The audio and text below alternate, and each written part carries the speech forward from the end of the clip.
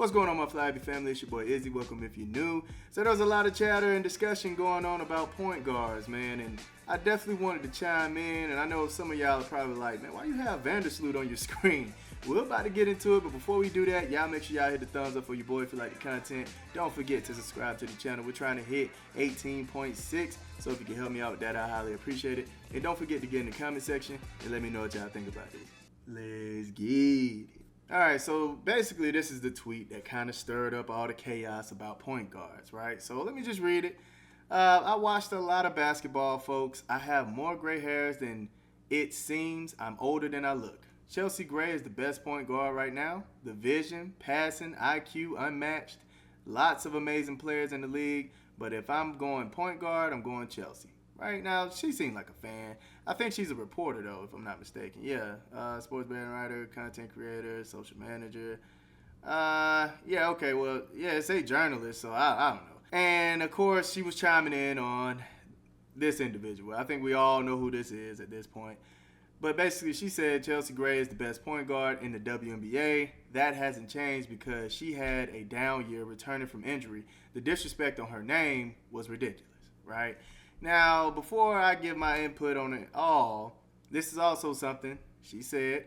She said, you're not the best anything for a season. You're considered the best player, best point guard, best whatever because of a sustained body of work and doing it at a high level for a while, right?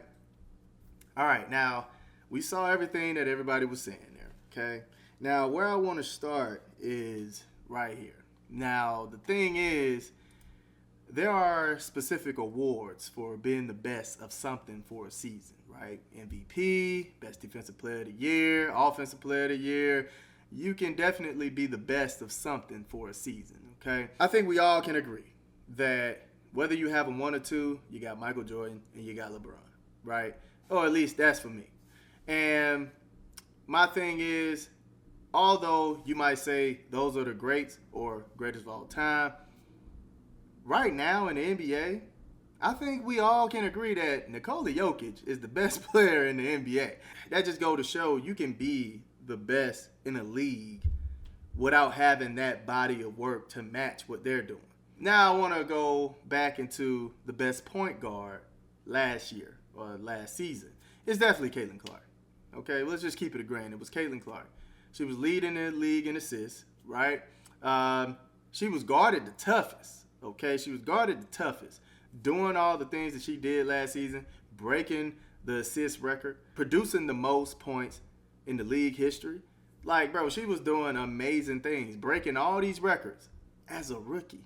Okay, she was doing all this as a rookie. So I do understand why people say Caitlin Clark is the best point guard ever. But one thing that could definitely be stamped is that she was the best point guard last year. I don't care what you say, man. Now we're going to go into what the old guards are saying as far as Chelsea Gray is the point guard. Now, I want y'all to understand that Chelsea Gray is a good player, okay? Chelsea Gray is a good player. Chelsea Gray has skill, high IQ, can shoot the ball, okay? I'm giving her all these flowers. Now, the only other person that I know is called a point guard is Chris Paul. Okay, and that's about to make sense why I brought him up. So let's talk about it. If we want to say anybody is the point guard, it's definitely Vandersloot, man. Okay, now before we get into the stats and all that, let's talk about some of the accolades. Courtney was a 7-time assist leader, led the league 7 times in assists.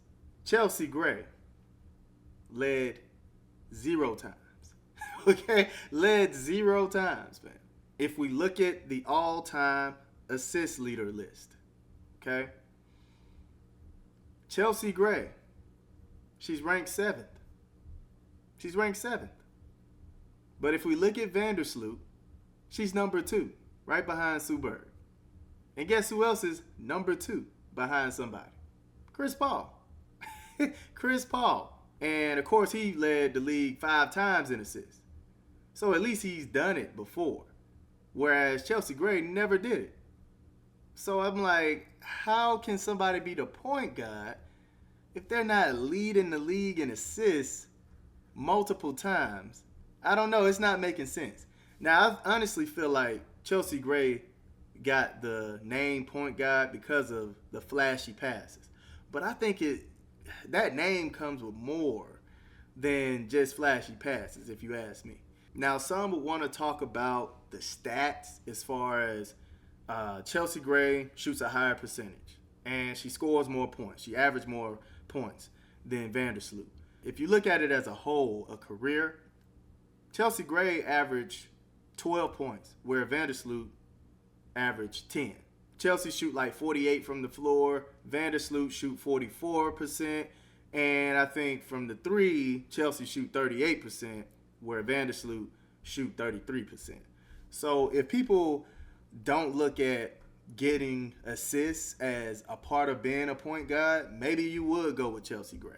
Yeah, man, my whole thing is if you're going to be the point guard, you have to at least lead the league in assists at least one time, right? I mean, I would think a point guard is somebody that consistently sets somebody up to get points. You feel what I'm saying? And then on top of that, look at the team that Chelsea was on. I would think she would average at least 10 to 12 assists having all those weapons around you. Let me know how y'all feel about Chelsea Gray being called the point guard. Is it really validated that she's the point guard? Or do y'all think Vandersloot should have had his name, man? Or maybe you have another point guard in mind that should be called the point guard. Let me know in the comment section. I love y'all. Y'all keep it smooth.